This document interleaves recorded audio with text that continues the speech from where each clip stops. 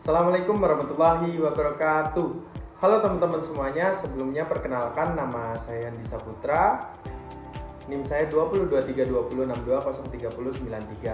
Nah, teman-teman, sebelumnya saya dari program studi S1 Keperawatan, di mana di sini saya akan menyelesaikan tugas metodologi penelitian, di mana di sini saya akan membahas terkait menganalisis jurnal yang menggunakan desain study cohort.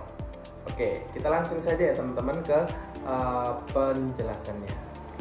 Nah, oke teman-teman, kita lanjut ke pembahasannya ya. Jadi sebelumnya saya ingin memberitahu teman-teman bahwasanya analisa jurnal pada kali ini kita menggunakan analisa jurnal dengan desain study cohort teman-teman. Jadi sebelum kita bahas analisa jurnalnya, kita harus tahu dulu study cohort itu apa. Nah, jadi teman-teman, saya jelaskan ya, study cohort adalah penelitian yang melihat sebab dan akibat, kemudian membandingkan dua kelompok dan melihat dalam jangka waktu periode tertentu, teman-teman. Jadi, teman-teman, saya kasih contoh sederhana untuk study cohort ini. Jadi, apakah siswa yang sering belajar akan mendapatkan nilai yang lebih tinggi dibandingkan siswa yang tidak belajar. Nah, untuk ini kita akan membuat dua kelompok teman-teman. Jadi kelompok yang pertama itu kita isinya itu kelompok siswa yang sering belajar, kemudian yang kedua itu kelompok siswa yang jarang belajar.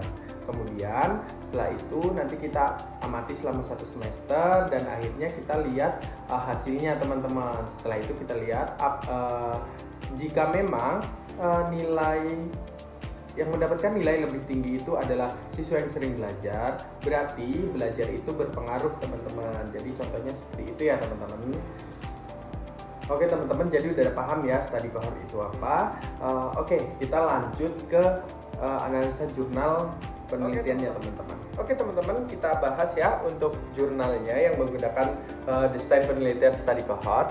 Jadi di sini ada satu judul teman-teman, yaitu pengaruh aktivitas fisik terhadap kontrol glukosa darah penderita diabetes mellitus tipe 2 teman-teman. Jadi ini adalah artikel yang akan kita analisa pada kesempatan kali ini. Oke teman-teman, jadi dalam analisa ini yang pertama kita bahas terkait populasi teman-teman. Jadi untuk populasinya, seluruh penderita diabetes DM tipe 2 dalam studi cohort PTM Kota Bogor tahun 2011 sampai 2016 teman-teman. Jadi itu untuk populasinya. Kemudian untuk desainnya sendiri itu udah pasti ya teman-teman, yang tadi kita bahas di awal yaitu studi cohort. Kemudian ada instrumen. Itu menggunakan data sekunder cohort PTM, kemudian pemeriksaan GDP, terus ada long range, kemudian dan yang terakhir itu menggunakan regresi Krop. Nah teman-teman, untuk sampelnya sendiri itu menggunakan 202 responden.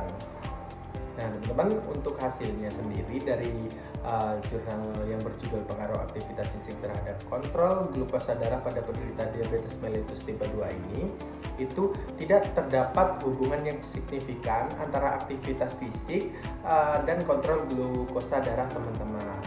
Jadi untuk hasilnya jadi seperti itu ya teman-teman, untuk pengaruh aktivitas fisik terhadap kontrol glukosa darah penderita diabetes mellitus tipe 2 di Kota Bogor ini. Nah, jadi kalau kita simpulkan dari artikel ini bahwasanya aktivitas fisik itu tidak berpengaruh yang signifikan teman-teman dalam penelitian ini. Maka dari itu ya bisa kita simpulkan sendiri ya untuk desainnya ini menggunakan study cohort. Kemudian untuk kesimpulannya itu tidak berpengaruh yang signifikan dalam penelitian ini. Nah, jadi itu teman-teman.